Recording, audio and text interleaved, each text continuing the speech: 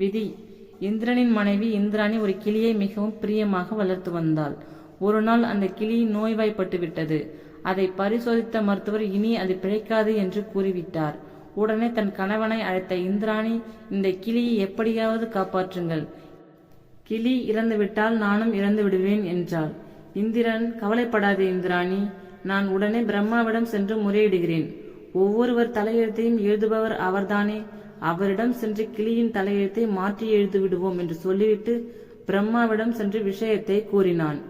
விஷயத்தை கேட்ட பிரம்மா, இந்திரா, படைப்பது மட்டுமே என் வேலை, உயிர்களை காப்பது சாட்சாத் மகாவிஷ்ணுவின் தொழில். நாம் அவரிடம் சென்று உதவி கேட்போம். வா, நானும் உன்னுடன் வருகிறேன் என்று இந்திரனை அழைத்து கொண்டு மகாவிஷ்ணுவிடம் சென்று விஷயத்தை தெரிவித்தார். மகாவிஷ்ணுவோ, உயிர்களை காப்பது நான் தான், ஆனால் உன் கிளி இறக்கும் தருவாயில் இருக்கிறதே, அழிக்கும் தொழிலை மேற்கொண்ட சிவன்தான் அதை காப்பாற்ற வேண்டும்.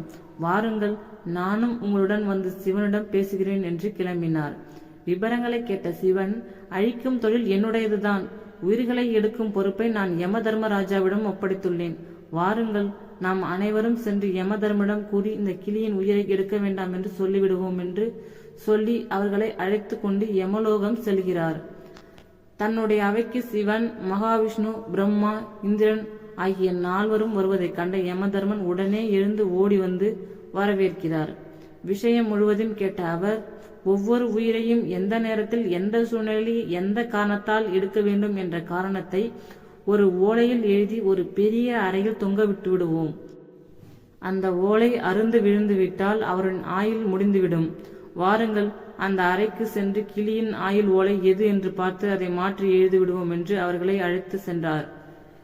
இப்படியாக இந்திரன், பிரம்மா, விஷ்ணு, சிவன், யமதர்மன் ஆகிய 5வரும் அந்த அறைக்குள் சென்றனர்.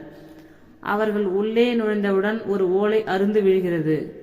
உடனே அவர்கள் அவசரமாக சென்று அந்த ஓலையை எடுத்து பார்க்கின்றனர். அது அந்த கிளியின் ஆயுள் ஓலை. அவசரமாக அதை படித்து பார்க்கின்றனர். அதில் இந்திரன், பிரம்மா, விஷ்ணு, சிவன், யமதர்மன் ஆகிய 5வரும் எப்போது ஒன்றாக அந்த அறைக்குள் நுழைகிறார்களோ அப்போது அந்த கிளி இறந்துவிடும் என்று எழுதப்பட்டிருந்தது. இதுதான் விதி என்பதோ?